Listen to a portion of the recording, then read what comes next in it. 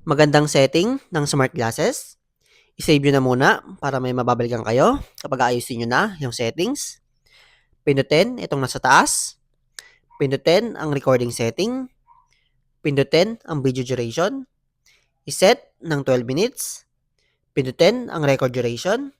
I-set ng 120 minutes. Pindutin ang back. Pindutin ang back. Pindutin ang album. Pindutin ang setting icon. I-off ang picture watermark. I-on ang video stabilization. I-on ang autosave kung gusto nyo nakasave agad sa phone ninyo. Pagka-import nyo mula sa smart glasses patungong app.